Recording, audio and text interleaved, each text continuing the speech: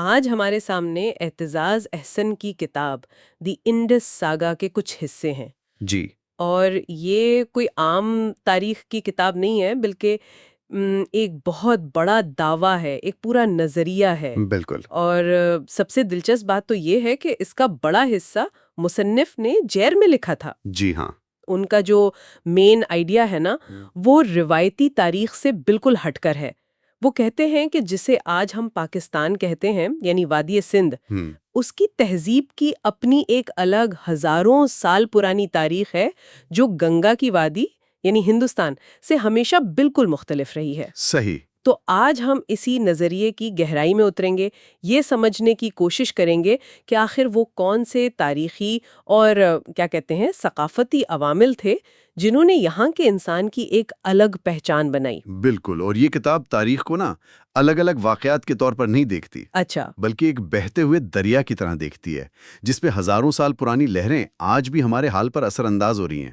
واہ، تو پھر آج ہم یہی دیکھیں گے کہ مصنف کے مطابق وادی سندھ نے قدیم زمانے سے لے کر آج تک اپنا الگ تشخص کیسے برقرار رکھا۔ تو پھر بالکل شروع سے ہی شروع کرتے ہیں۔ جی کتاب کا نقطۂ آغاز ہے وادی سندھ کی تہذیب، موہنجو دڑو اور ہڑپا۔ جی، موئنجو دڑو اور ہڑپا۔ ہم سب نے اسکول میں اس کے بارے میں پڑھا ہے، لیکن کتاب میں کچھ ایسی تفصیلات ہیں جو حیران کر دیتی ہیں۔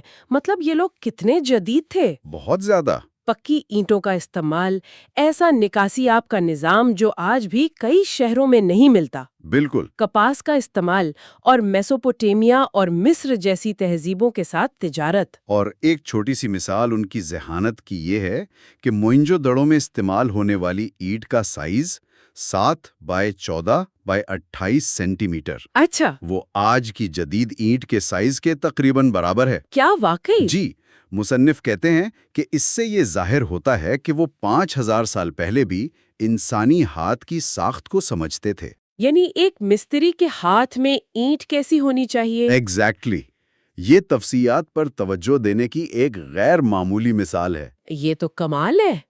لیکن پھر اتنی ترقی یافتہ تہذیب آخر ختم کیسے ہو گئی؟ عام طور پر تو یہی کہا جاتا ہے کہ دریاؤں نے اپنا رخ بدل لیا تھا اور زوال آ گیا۔ جی، لیکن مصنف اس روایتی نظریے کو چیلنج کرتے ہیں۔ اچھا، وہ مانتے ہیں کہ ماحولیاتی تبدیلیاں ایک وجہ تھیں، لیکن اصل وجہ اندرونی تھی۔ اندرونی؟ ان کے مطابق اس تہذیب پر ایک قدامت پسند اور بنیاد پرست پادری طبقے نے قبضہ کر لیا تھا۔ پادری طبقے نے؟ بادشاہوں نے نہیں؟ جی، بادشاہوں کے بجائے پادری حکومت کرتے تھے، اور انہوں نے معاشرے پر ایک ایسا جمود مسلط کر دیا جس نے ہر قسم کی جدت کا راستہ ہی روک دیا۔ مثال کے طور پر؟ جیسے جب بھاری ہل ایجاد ہوا جو زیادہ گہری کاشت کر سکتا تھا، تو پادریوں نے اس کی مخالفت کی، کیوں؟ کیونکہ اس سے کسان خود کفیل ہو جاتے اور ان کا کنٹرول کمزور پڑ جاتا۔ اوہ، تو اسی جمود نے اس عظیم تہذیب کو اندر سے کھوکھلا کر دیا اور وہ ریت میں دفن ہو گئی۔ اچھا، تو یہ ایک بہت بڑی بات ہے۔ یعنی مصنف کے نزدیک ہزاروں سال پہلے ہی اس خطے کے لوگوں نے بنیاد پرستی کے نقصانات کو فرسٹ ہینڈ دیکھ لیا تھا۔ جی، یہی اس کتاب کا سب سے بڑا دعویٰ ہے۔ کیا وہ یہ دلیل دیتے ہیں کہ اس کا کوئی اثر آج بھی باقی ہے؟ یہ تو بہت بڑا زمانی فاصلہ ہے۔ جی بالکل، مصنف کا کہنا ہے کہ وادی سندھ کے لوگوں نے اس تجربے سے ایک تاریخی سبق سیکھا، بنیاد پرستی کو مسترد کرنا، واہ، اور وہ اس کا ثبوت دیتے ہیں 20ویں صدی کی سیاست سے۔ وہ کہتے ہیں کہ 1946 سے لے کر آج تک کے انتخابات میں مذہبی جماعتوں کو کبھی بھی فیصلہ کن اکثریت نہیں ملی۔ ان کے مطابق یہ اسی قدیم اجتماعی یادداشت کا اثر ہے جو آج بھی لاشعوری طور پر کام کر رہی ہے۔ یہ تو تاریخ کو دیکھنے کا بالکل نیا زاویہ ہے۔ اچھا، یہ تہذیب تو ختم ہو گئی، اس کے بعد آریوں کی آمد کا ذکر آتا ہے۔ جی، کتاب کے مطابق ان کے پاس ایسا کیا تھا جو یہاں کے لوگوں کے پاس نہیں تھا؟ سب سے بڑی تبدیلی ایک جانور کی وجہ سے آئی، گھوڑا۔ گھوڑا؟ گھوڑا صرف ایک جانور نہیں تھا، آپ سمجھے کہ وہ اس دور کا ٹینک تھا۔ اچھا، آریاؤں نے اس کی رفتار اور طاقت کو جنگی رتھوں میں استعمال کر کے فوجی حکمت عملی میں انقلاب برپا کر دیا۔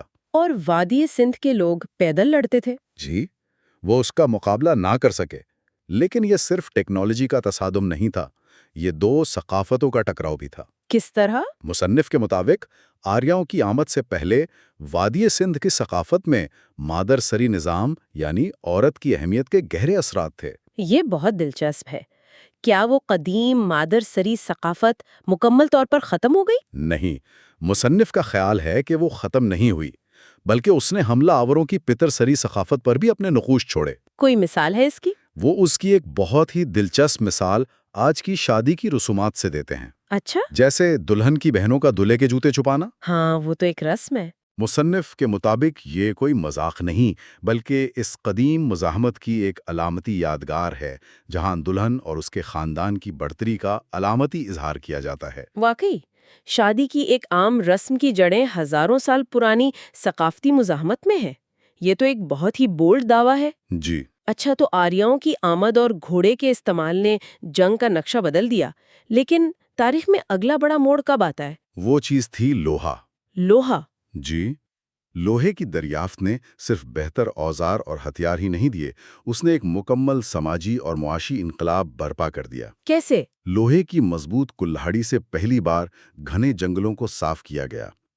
لوہے کے حل نے زمین میں گہری کاشتکاری کو ممکن بنایا، جس سے زرعی پیداوار میں بے پناہ اضافہ ہوا۔ اچھا، تو اس کا مطلب یہ ہوا کہ لوہے سے اضافی خوراک پیدا ہوئی؟ جی، اور اس اضافی خوراک سے نجی ملکیت کا تصور آیا۔ بالکل، یہ ایک ڈومینو ایفیکٹ تھا۔ واہ! اور جب معاشی نظام بدلتا ہے تو پرانے عقائد بھی چیلنج ہوتے ہیں۔ صحیح۔ اس دور میں برہماننزم کا زور تھا، جس کی رسومات میں جانوروں، خاص طور پر بیلوں کی قربانی بہت اہم تھی۔ لیکن زراعت کے لیے تو بیل سب سے قیمتی اثاثہ ہوتا ہے۔ بالکل، اس کی قربانی دینا ایک طرح سے معاشی خودکشی تھی۔ تو ایک طرف نئی معاشی حقیقتیں تھیں اور دوسری طرف پرانے مذہبی عقائد، اور ان میں تصادم ہو رہا تھا۔ جی، اور مصنف کہتے ہیں کہ اسی ماحول میں گوتم بدھ کا ظہور ہوا۔ تو کیا بدھ مت کا ظہور اسی معاشی تبدیلی کا نتیجہ تھا؟ مصنف تو یہی کہتے ہیں، وہ بدھ مت کو لوہے سے پیدا ہونے والے اس نئے سماجی نظام کا براہ راست رد عمل قرار دیتے ہیں۔ اچھا۔ گوتم بدھ نے برہمنی قربانیوں کو مسترد کیا اور عدم تشدد کا پیغام دیا، جو کسانوں کے لیے معاشی طور پر بھی فائدہ مند تھا۔ اور تاجروں کے لیے بھی؟ جی، تاجروں کو بھی امن کی ضرورت تھی تاکہ ان کے تجارتی قافلے محفوظ رہیں۔ تو بدھ مت اس نئے دور کا نیا فلسفہ بن کر ابھرا۔ یہ تو کمال ہے کہ کس طرح ایک دھات کی دریافت نے پورے خطے کا سماجی، معاشی اور یہاں تک کہ روحانی منظر نامہ ہی بدل کر رکھ دیا۔ جی بالکل۔ اچھا، اب تھوڑا آگے چلتے ہیں۔ وادی سندھ کی تاریخ میں ایک چیز جو مسلسل نظر آتی ہے وہ ہے حملہ آوروں کی آمد۔ یہ خطہ ہمیشہ سے ایک گزرگاہ رہا ہے۔ منگول، ترک، ایرانی، اس مسلسل آمد و رفت نے یہاں کے لوگوں کے نفسیات پر کیا اثر ڈالا؟ مصنف کا استدلال ہے کہ اسی چیز نے ایک منفرد انڈس شخص کی نفسیات کو تشکیل دیا۔ وہ کیسے؟ دیکھیں، گنگا کی وادی کے برعکس جو جغرافیائی طور پر زیادہ محفوظ تھی، وادی سندھ کا رابطہ اور تصادم ہمیشہ وسطی ایشیا سے رہا۔ صحیح۔ حملہ آور بھی وادی سندھ کو وسطی ایشیا کا ہی ایک حصہ سمجھتے تھے۔ ان کے لیے اصل ہندوستان کا آغاز دریائے ستلوج کے پار سے ہوتا تھا۔ اسی لیے پانی پت کی لڑائیاں ہمیشہ دہلی کے دروازے پر لڑی گئیں۔ بالکل، اور اس مسلسل غیر یقینی کی صورتحال نے لوگوں کی ذہنیت پر گہرا اثر ڈالا۔ کس قسم کا اثر؟ مصنف اس کا تعلق خاص طور پر خرچ کرنے اور بچت کرنے کی عادات سے جوڑتے ہیں۔ اچھا۔ وہ احمد شاہ ابدالی جیسے حملہ آوروں کی مثال دیتے ہیں، جن کے مسلسل حملوں نے لوگوں کے ذہن میں یہ بات بٹھا دی تھی کہ ان کی بچائی ہوئی دولت کسی بھی وقت لوٹی جا سکتی ہے۔ ایک منٹ، تو مصنف کا کہنا ہے کہ آج کے دکھاوے کی ثقافت، شادیوں پر بے تحاشا خرچ، اس سب کی جڑیں احمد شاہ ابدالی کے حملوں میں ہے؟ جی، یہ ایک بڑا دعویٰ ہے، لیکن اس کے پیچھے ایک نفسیاتی دلیل ہے۔ ایک مشہور پنجابی محاورہ ہے، کون سا؟ کھادا پیتا لائے دا تے باقی احمد شائے دا۔ یعنی جو کھا پی لیا وہی اپنا ہے، باقی تو احمد شاہ لے جائے گا۔ بالکل، اس ذہنیت نے نہ صرف لوگوں کی معاشی عادات کو بدلا، بلکہ ریاست سے ان کی توقعات کو بھی کم کر دیا۔ واہ، یہ محاورہ تو پوری کہانی بیان کر دیتا ہے۔ جی، اچھا، کتاب بار بار انڈس اور انڈیا کے درمیان ایک لکیر کھینچتی ہے۔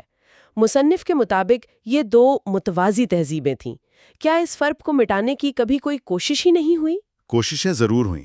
مصنف خاص طور پر بھکتی تحریک اور صوفی ازم کا ذکر کرتے ہیں۔ امیر خسرو وغیرہ۔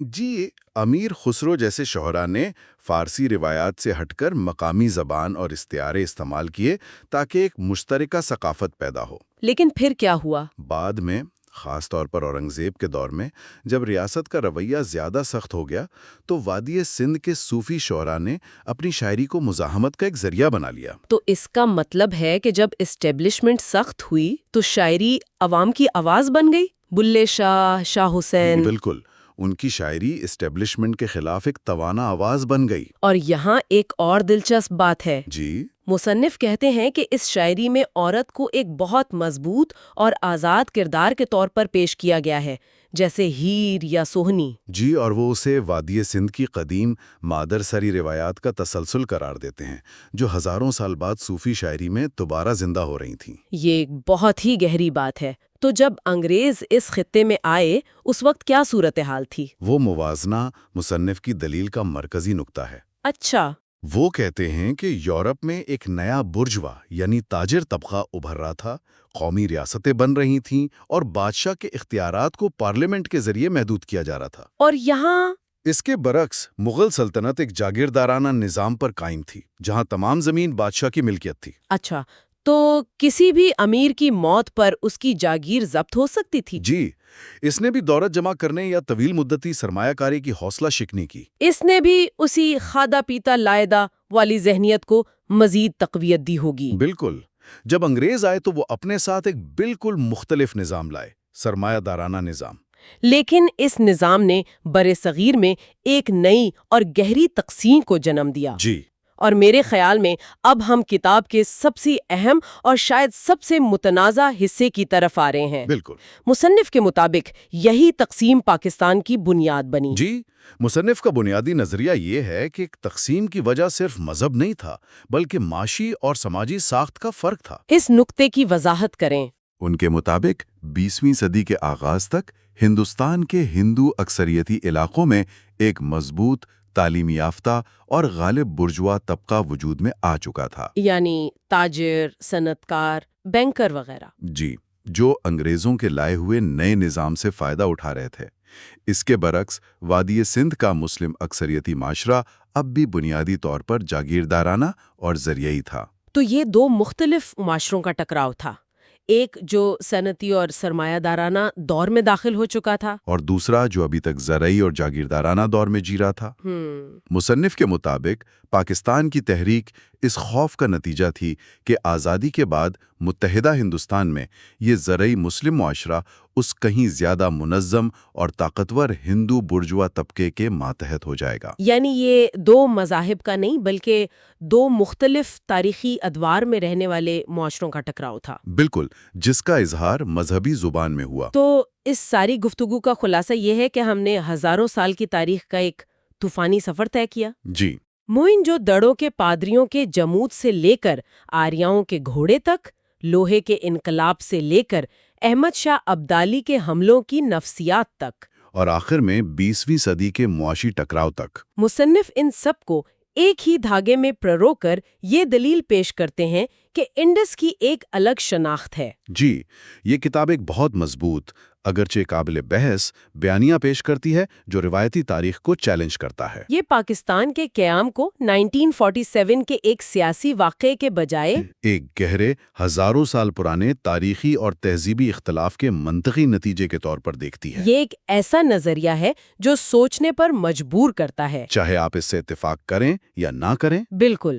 اور اس ساری گفتگو کے بعد میرے ذہن میں ایک سوال ابھر رہا ہے۔ جی، مصنف کا پورا نظریہ اس خیال پر مبنی ہے کہ انڈس شخص کی ایک منفرد تاریخی نفسیات ہے۔ آج کی دنیا کے واقعات اور سماجی رجحانات کو دیکھتے ہوئے یہ سوچنے کی بات ہے کہ اس قدیم ماضی کا کتنا حصہ، چاہے وہ بنیاد پرستی کو مسترد کرنے کا رجحان ہو، یا دکھاوے کی ثقافت، یا پھر اسٹیبلشمنٹ کے خلاف مزاحمت کا جذبہ، آج بھی اس خطے کے لوگوں کی اجتماعی شناخت اور ان کے فیصلوں پر غیر محسوس طریقے سے اثر انداز ہو رہا ہے۔ You are watching Legal Gupshup and GK with MD, your source for legal, historical, and breaking news. Don't forget to like, subscribe, and share for more informative content.